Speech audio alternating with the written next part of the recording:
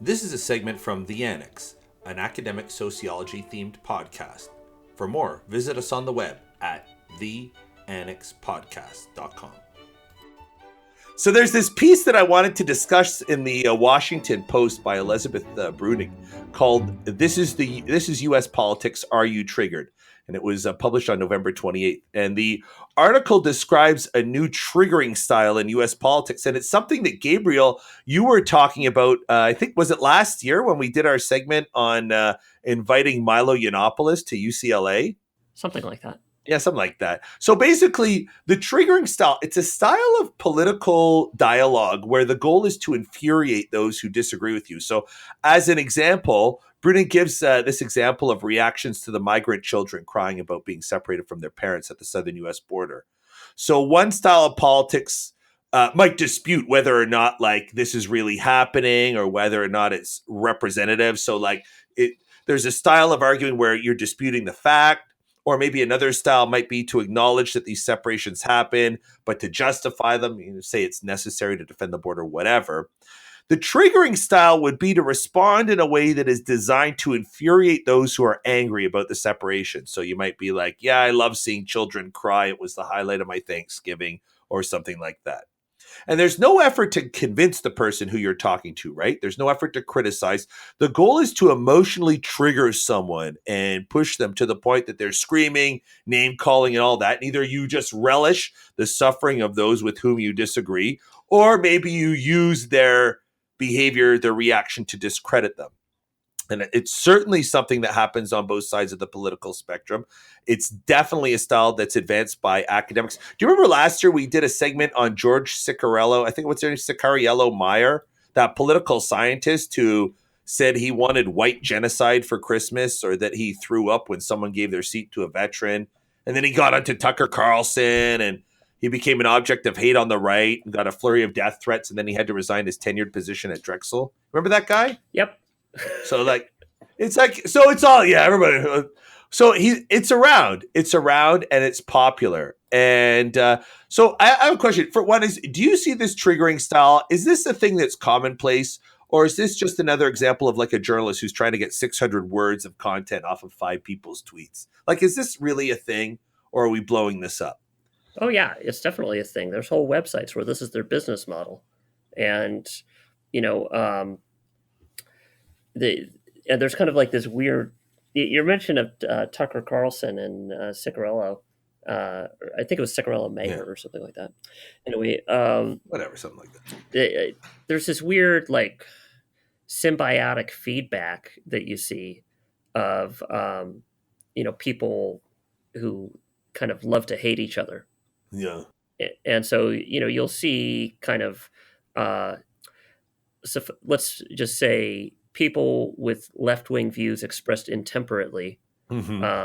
They're not necessarily going to appear on MSNBC. They're going to appear on Fox, right? Because it's you got to have somebody to fight with, right? Like they're not going to quote Ann Coulter in the Wall Street Journal, yeah, or in like the National Review. And in fact, yeah, and Ann Coulter has actually not been welcome in the most kind of mainstream kind of highbrow publications since shortly after 9/11. Like she was actually fired by National Review about 2 weeks after 9/11. And she was it for a particular issue, or? Oh yeah, she said that in response to 9/11, we should invade their countries, kill their leaders, and convert them to Christianity. Oh. And National Review fired her and hasn't had a piece from her since. So I got a question. Is this like, so this sounds to me like civility in politics. Like, is this what we're trying to avoid when we ask for civility in politics? Like, it's a shame Leslie's not here to talk about that. Maybe we'll have to follow up with her. But like is this? Well, I think that's a little different. And I don't think Liz herself is like a civility monger. And in fact, I know that she would criticize civility mongers and say like, basically, you're saying you shouldn't get mad about stuff that they have a right to be mad about.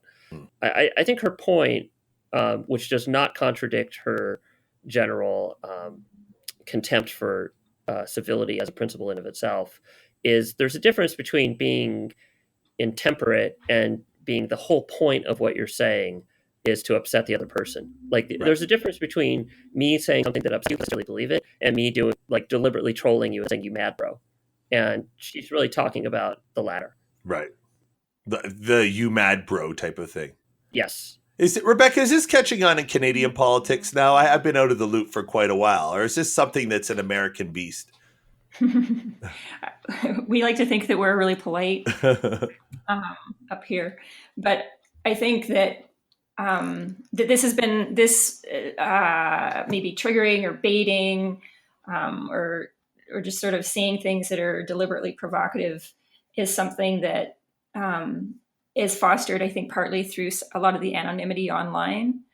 And also, I think you're completely correct that it's partly about the sort of shock value and sort of media outlets picking up on the shock value and knowing that viewers are going to be drawn to reading articles based on that. And right. we're just like Americans in terms of those kinds of things, right? We're reading a lot of American news and drawn to, oh my gosh, what did they say now? The clickbait. I got to read this article, and so, while we might not have as many people sort of doing the baiting, I think certainly we're jumping on it in the same kind of way and increasing the popularity of it and feeding into it.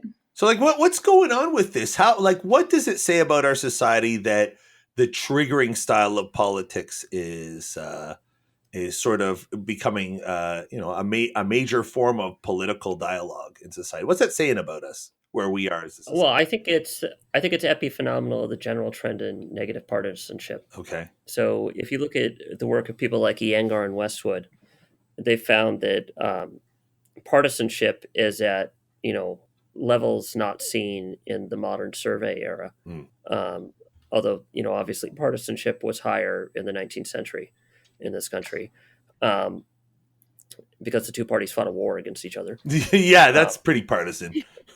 Yeah. So, but we do have this intense negative partisanship, and people use the term negative partisanship rather than partisanship because it's not so much that I love my party and their agenda, it's that I hate and fear your party. Right. And this is one way that you can motivate voter turnout, where it's look, so let's say that you're talking to an evangelical Christian and you're trying to convince them to show up and vote for some guy who you just heard a tape saying, well, you got to grab him by the pussy. And the way you're going to do that is you're going to say, and it would not be an implausible argument to make, that if Clinton gets elected, then this, that, and the other thing's going to happen that would terrify you. And so however much you don't like your guy and are unenthusiastic about your guy, and, in late 2016, evangelicals were still pretty unenthusiastic, although to a certain extent they flipped by now. You're just going to say, well, it doesn't matter because the other person's much worse. And so there's a certain way in which politics is about hating the other side. And this is just kind of like the fun and games version of that. That one way to engage in political discourse is to kind of mock the other side. And there's also something to it. It's simply fun to see a blowhard get upset, right? You can't have the Marx Brothers without having Margaret Dumont. And there are a whole lot of Margaret Dumonts in our culture. Now, I don't think the kind of thing of Liz's example of people basically being excited about tear gas is a case of that, because I don't think it's unreasonable for people to be upset about tear gas in the first place. But there's plenty of cases, and this I think is fundamentally why college kids love to invite Milo, where there are absolutely ridiculous aspects of campus politics, and people just saying really stupid things, and making you feel like you're not allowed to state your own opinion in the discussion section of your sociology class or whatever. And so it's fun to piss them off and almost get retaliation. And so that's why you see college kids doing the childish thing of saying, let's invite Milo, and he'll say something that offends all these people who annoy us. Trigger the libs? Yeah, exactly. Or own the libs or trigger the libs, one or the other. Yeah. For more, visit us on the web, theannexpodcast.com.